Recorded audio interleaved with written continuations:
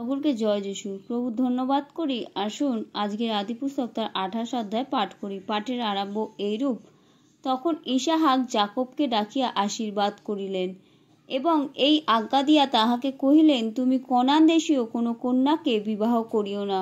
ওঠো, পদ্দন অরামে আপন মাতামহ বথুয়েলের বাটিতে গিয়া সেই স্থানে আপন মাতৃ লবণের কোনো কন্যাকে বিবাহ করো, আর সর্বশক্তিমান ঈশ্বর তোমাকে আশীর্বাদ করিয়া ফলবান ও বহুপ্রজ করুন, যেন তুমি জাতি সমাজ হইয়া ওঠো। তিনি অব্রাহামের আশীর্বাদ তোমাকে ও তোমার সহিত তোমার বংশকে দিন, যেন তোমার প্রবাসস্থান এই যে দেশ ঈশ্বর অব্রাহাম দিয়েছেন ইহাতে তোমার অধিকার হয়। পরে ইসাহাক যাকবকে বিদায় করিলে তিনি পদ্দন অরামীয় বথুয়েলের পুত্র লাবনের নিকট যাত্রা করিলেন। সেই ব্যক্তি যাকবের ও ঐশব মাতা রেবিকার ভ্রাতা।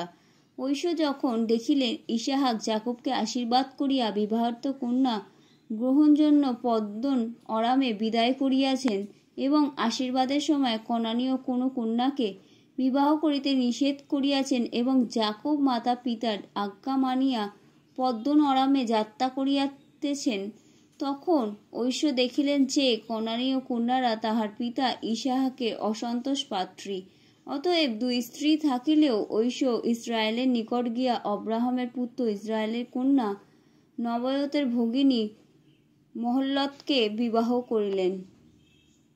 আর যাকব বের্শেবা হইতে বাহির হইয়া হারানের দিকে যাত্রা করিলেন এবং কোনো এক স্থানে পৌঁছিলে সূর্য অস্তগত হওয়াতে তথায় রাত্রি যাপন করিলেন। আর তিনি তথাকার প্রস্তর লইয়া বালিশ করিয়া সেই স্থানে নিদ্রা যাইবার জন্য শয়ন করিলেন। পরে তিনি স্বপ্ন দেখিলেন, আর দেখো, পৃথিবীর ওপরে এক সিঁড়ি স্থাপিত, তাহার মস্তক গগনস্পর্শী উঠিতেছে ও নামিতেছে। আর দেখো, সদাপ্রভু তাহার উপরে দণ্ডায়মান। তিনি কহিলেন, আমি সদাপ্রভু তোমার পিতা অব্রাহামের ঈশ্বর ও ইসাহাকের ঈশ্বর।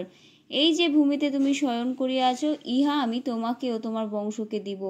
তোমার বংশ পৃথিবীর ধূলির ন্যায় অসংখ্য হইবে এবং তুমি পশ্চিম ও পূর্ব, উত্তর ও দক্ষিণ চারিদিকে বিস্তীর্ণ হইবে এবং তোমাতে ও তোমার বংশে পৃথিবীস্থ যাবতীয় গোষ্ঠী আশীর্বাদ প্রাপ্ত হইবে।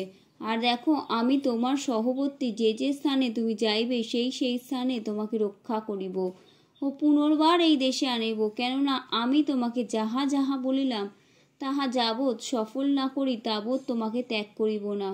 পরে নিদ্রাভঙ্গ হইলে যাকব কহিলেন, অবশ্য এই স্থানে সদাপ্রভু আছেন, আর আমি তাহা জ্ঞাত ছিলাম না। আর তিনি ভীত হইয়া কহিলেন, এ কেমন ভয়াবহ স্থান! এ নিতান্তই ঈশ্বরের গৃহ, এ স্বর্গের দ্বার। পরে যাকব প্রত্যুষে উঠিয়া বালিশের নিমিত্ত যে প্রস্তর রাখিয়াছিলেন তাহা লইয়া স্তম্ভরূপে স্থাপন করিয়া তাহার ওপর তৈল ঢালিয়া দিলেন, আর সেই স্থানের নাম বৈথেল, ঈশ্বরের গৃহ রাখিলেন। কিন্তু পূর্বে ওই নগরের নাম লুজ ছিল।